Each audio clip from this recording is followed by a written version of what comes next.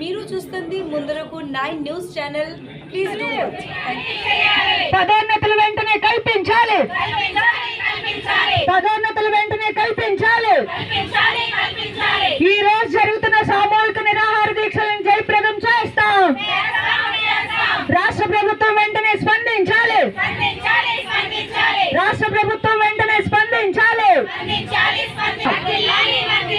వర్ధిల్లాలి హెల్త్ సెక్రటరీల ఐక్యత. తక్షణం ప్రమోషన్లు ఇవ్వాలి.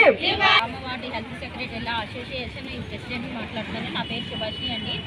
మా సమస్యలు మెయిన్ డిమాండ్ ఏంటంటే, మొన్న ట్రాన్స్ఫర్లు జరుగుతున్నప్పుడు రీడిప్లాయ్మెంట్ కింద సబ్ సెంటర్ ఏఎన్ఎంస్ తీసుకొచ్చి మా సచివాలయం సెక్రటరీ ఆఫీసుల్లోని వేశారండి వాళ్ళకి ట్రాన్స్ఫర్లో. అదే ప్లేసులు మా హెల్త్ సెక్రటరీ ట్రాన్స్ఫర్లో కూడా ఇచ్చారు. మా సెక్రటరీలు మా యొక్క హెల్త్ ఆఫీస్లో మేము జిఎస్డబ్ల్యూఎస్ ద్వారా అపాయింట్మెంట్ అయ్యాం కాబట్టి ఆ వార్డు హెల్త్ సెక్రటరీస్ అన్నది మాకు ఆ ప్లేస్ మాకే వర్తించాలి. మాకు రీడిప్లాయ్మెంట్ అన్నది లేదు. అలాంటిది ఇప్పుడు వారుకున్న ప్లేసుల్లో మాకు వేసి ఇప్పుడు మమ్మల్ని రీడిప్లాయ్మెంట్ కింద బయటికి పంపిస్తాము, వేరే ప్లేసులకు పంపిస్తామన్నారు. ఇది చాలా వరకు అన్యాయం అండి. సబ్ సెంటర్ అయినప్పుడు తీసుకొచ్చి హెల్త్ సెక్రటరీ ప్లేస్లో వేసి హెల్త్ సెక్రటరీని ఎక్కడికో తీసుకెళ్ళడం అన్నది చాలా అన్యాయం జరుగుతుందండి. దాన్ని బట్టి మేము తీవ్రంగా ఖండించాలనుకుంటున్నాము.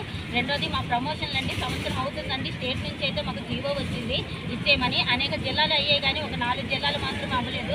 ఆ 4 జిల్లాల్లో మా ఉమ్మడి జిల్లాగా ఉన్న మా ఏఎస్ఆర్ అనకాపల్లి, విశాఖపట్నం మా జిల్లాలో సంవత్సరం నుంచి మాకు ఇంప్లిమెంటేషన్ జరగలేదు. అడుగుతుంటే ఇదిగో రేపిస్తాం, ఎల్లుండి ఇస్తామని ఇప్పటి వరకు తీసుకొచ్చారు. ఇప్పటికి 9 నెలలు అవుతుందండి. అది కూడా తొందరగా మాకు ప్రమోషన్లు ఇవ్వాలని, గ్రేడ్ ఏఎన్ఎంతో మమ్మల్ని పరిగణించబడాలని, మాకు ప్రమోషన్లు ఇవ్వాలని కోరుతున్నాము.